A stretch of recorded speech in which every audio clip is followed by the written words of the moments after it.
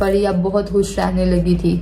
اسے بھی امید تھی اب وہ کامیاب ہو جائے گی اور اپنی محبت کو حاصل کر لے گی. اب اسے اس وقت کا انتظار تھا کب 50 دن پورے ہوں اور کب اس کی ملاقات کی جس سے وہ شادی کرے گی، اس سے محبت کرے گی. بانو اور بجلی پری کے گھر آ گئی پری کا حال چال پوچھنے. پری نے آج بھی بہت خوشی سے دونوں کے لیے چائے تیار کی.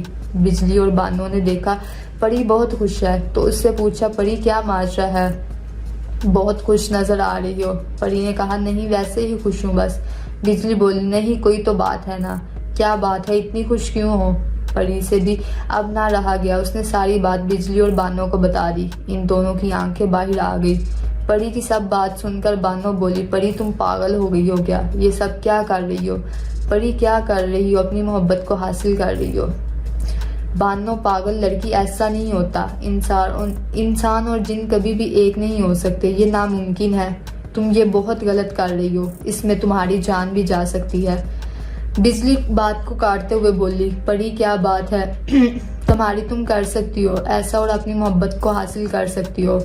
بانو بولی یہ بہت غلط بات ہے، ایسے نہیں کرنا چاہیے اس کو. بجلی ارے بانو کچھ نہیں ہوتا، وہ ٹھیک کر رہی ہے. بجلی نے کہا پری آج ہم بھی قبرستان تمہارے ساتھ چلیں گے. پری نے کہا نہیں تم دونوں نہیں چل سکتی، وہاں بہت خطرہ ہے. وہاں بس مجھے اکیلی کو جانا ہوتا ہے اور کہیں نہیں جا سکتا. بہرحال بانو اور بجلی اپنے گھر کو چلے گئی اور پری رات کو قبرستان چلی گئی. رات کو اپنا کام کرنے اسی کام میں لگ گئی. 30 دن گزر گئے تھے. پری قبرستان جاتی اور چلا کر کے واپس آ جاتی. اب جنات بھی وہاں نہیں آتے تھے. کامیابی اب بہت ہی قریب تھی. پری کو اب یقین ہو گیا تھا اب اسے محبت مل جائے گی.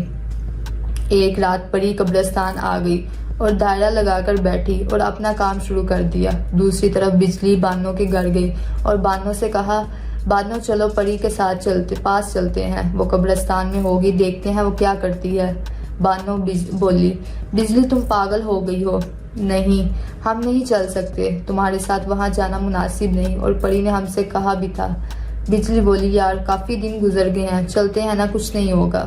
بجلی نے ضد کر کے بانو کو راضی کر لیا اور وہ دونوں بھی پری کے پاس پہنچ گئی قبرستان میں اور دیکھا پری ایک دائرہ لگا کر کلمات پڑھ رہی ہے. وہ پری کے پاس آ گئی. پری نے ان کو دیکھا تو پری کے کلمات رک گئے. اسے لگا یہ جنات ہی ہیں، اس کی سہیلیوں کی شکل اختیار کر لی ہے، لیکن وہ کلمات پڑھتی رہی. تبھی اچانک وہاں جنات بھی نازل ہو گئے اپنے سردار کے ساتھ ہی، اور جب وہ سب اپنی اپنی اصل شکل میں بجلی اور بانو کے سامنے آئے تو دونوں کے رونگٹے کھڑے ہو گئے، سانس بند ہو گئی. دونوں کے دونوں بھاگنے کی کوشش کی لیکن جنات نے ان کو قابو کر لیا. جنات نے بجلی کے جسم کو توڑ مروڑ دیا. بجلی کے جسم کی تمام ہڈیاں ٹوٹ گئی اور اس کو وہیں موت آ گئی. پری نے جب یہ دیکھا تو اسے معلوم پڑ گیا یہ سب جھوٹ نہیں ہے، اس کی دوست ہیں. یہ دونوں تو سچ میں پری بانو کی مدد کے لیے بھاگی اور دائرے سے باہر نکل گئی. تب تک بانو ہوا میں تھی. آسمان میں پری نے آواز دی چھوڑ دی بانو کو، اس نے کچھ نہیں کیا. تمام جنات بہت ہی خوفناک شکلوں میں تھے جن کی طرف سے دیکھا بھی نہیں جا رہا تھا. ایک جنات آسمان میں ہی بانو کے پیچھے گیا اور اس کے سر کو پکڑا اور پیچھے کی طرف کھینچ کر بانو کا منہ توڑ دیا اور وہاں سے بانو کو زمین کی طرف پھینک دیا. بانو اور بجلی اب دونوں مر چکی تھی. جنات کا سردار پری کے سامنے آیا اور بولا تم انسان کتنے بے وقوف ہو، اس حد تک گر سکتے ہو تم انسان جو اپنے رب کی قدرت اور فیصلوں کے خلاف چلتے ہو.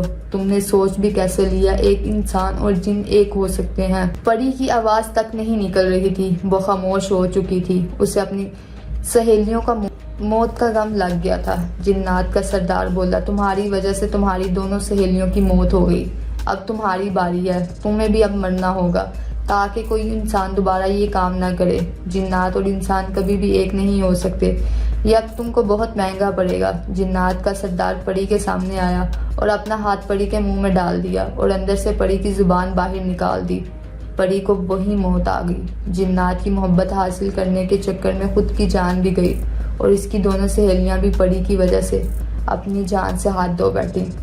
آئی ہوپ آپ کو ہماری ویڈیو اچھی لگی ہوگی تو ہمارے چینل کو سبسکرائب کر دیں اور بیل آئیکن کو لازمی کلک کریں تاکہ آنے والی ہر ویڈیو کو نوٹیفیکیشن آپ کو بآسانی مل سکے. اللہ حافظ.